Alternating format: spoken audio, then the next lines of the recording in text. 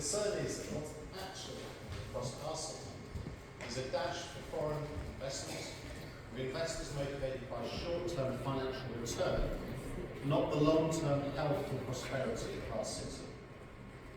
It's crucial that we attract and secure the right investment. There are a number of international private investors who seem to be interested in high-rise blocks, one-bedroom apartments. These buildings are financially a short-term attractive proposition for investors wanting to make money. The trouble is that for certain investors, there's actually a perverse incentive to keep the buildings empty because of the way their returns are modelled. I doubt that's a sustainable model in the long term, but many foreign investors have little interest in that. And these are not the investors that we should sell our city off to. And yet I fear that the way things are going, the current Birmingham Master Plan will end up doing some of that. And the cost to us, people, is not just financial. Our history is also being put up for sale. Buildings that reflect Birmingham's industrial heritage are set to be razed to the ground to make way for these new high-rises. The buildings where our city was founded, they mean important things to local people. And the cost will also be to the environment. The pictures in the Birmingham Master Plan include lots of photoshopped trees. The reality will be significantly different. Trees cannot thrive in places with poor natural light. This, I'm afraid, is greenwashing. Look at the Ladywood development. Some of the buildings that are due for demolition are under 30 years old and in good condition. We should be retaining and reusing existing buildings where at all possible, making a feature of them. All new builds create huge amounts of carbon emissions, and they force people to relocate for long periods, effectively putting their lives on hold. Birmingham Labour are not listening to people, and when you don't listen, you get the shock and justified outrage that we have seen in Ladywood, where residents see plans developed that don't include them, where they are denied the opportunity to speak, let alone give a sensible response, given a sensible response to their concerns or ideas. Well, let me give them a voice now. Here's Adam. He says, we've lived in Ladywood for 13 years. We bought the house a year ago and are now in the midst of renovations. I plan to retire in this home and give it to my kids in the future. Now these plans are being destroyed by a council that doesn't care in the slightest about its residents.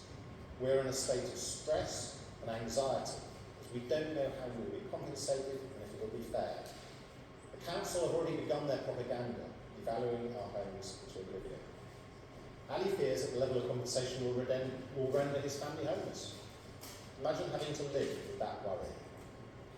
We heard too from Eunice, who lived in Ladywood for over a decade with his family. My children, every day they're saying, Dad, we can't sleep and concentrate on our education and school, because every moment we think that our house is going. The council is not willing to give us another house in the same area, like for like, without any additional cost. Ladywood's regeneration has impacted the whole family, and we're taking depression tablets. Our health has been affected badly. We also heard from Ms Walters, a 59-year-old woman who's lived in Ladywood throughout her life. She lives near to and cares for her 90-year-old mother. She says, I've had sleepless nights, mental health issues and anxiety since discovering the plans for my home community. I've been broken down in tears at work with my boss because of my fears. BCC are failing to show any respect or empathy towards the residents of Ladywood.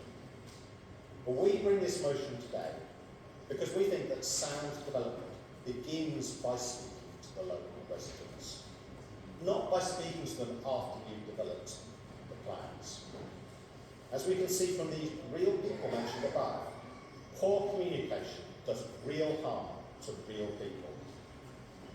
It also poses a missed opportunity. Within every community, there are thousands of years of collective memory. They know the heartbeat of their neighbourhood. They know the problems, but also the opportunities. What are ways we do not tap into this knowledge? It's not good enough just to hand over a glossy brochure and put on a few events. We must actively listen and engage with the people first. It's no wonder that trust in the council and Labour has been completely eroded. There are so many ways that this could have been avoided. And crucially with Labour, there's still time to rectify the mistakes made so far. But that will involve a major reset and eating lots of humble pie by this council. The key point is to talk to residents first before developing plans. Sure, you don't have to formally consult on the detailed plans, but the key point is for a wide-ranging, meaningful, informal consultation first before those plans are created. This should be an opportunity to build strong local networks ahead of the new generation, vital to its success, engaging with people right across the community spectrum. So I urge you today, in the discussions and the voting on this motion, to put people first. So much has gone wrong in recent years. So much time has been spent on vanity projects that prioritise short-term gratification for investors over long-term sustainability that meets the needs of our citizens. You don't begin redevelopment with a 300-page glossy brochure. You begin it with conversations with the people who will call it home, the people who will bring the area to life, the people who elected you to sit in these chairs. I move this motion. Thank you.